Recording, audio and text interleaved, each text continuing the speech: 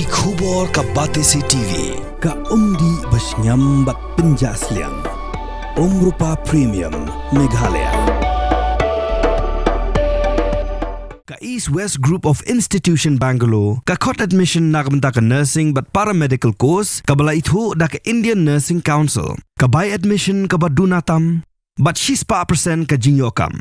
Pila ru ban apply da ka Education Loan. UMLA Jakamaukan Row Constituency ba Banteidor Lyngdoh belong ru President Jangga Shillong Sports Association.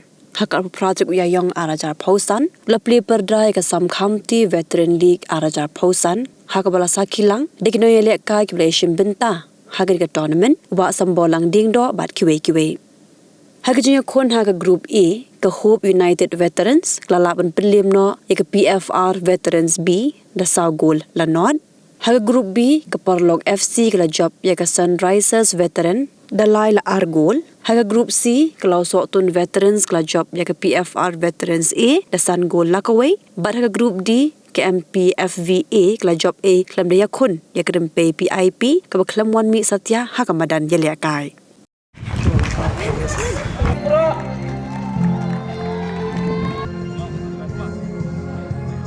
Kakot ka kira ka di kasama. Dan Isabel. Kung kaya ka kamtam, bangin pinunjana, bangin dewa, bangin sulat ba. Kada doon kung kaya program kung kaya gali, kaya ikinjing pila yung mga ba.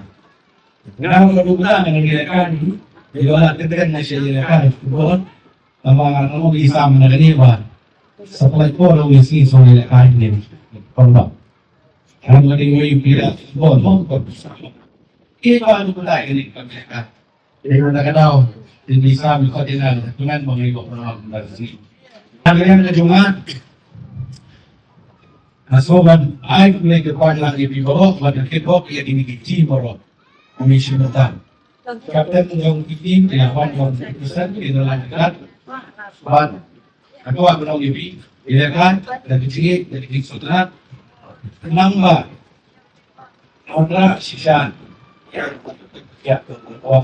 ilo isi dapat yang digunakan di sana. Ini namun kalau kita gunakan sekali kata experience dulu pakai expert.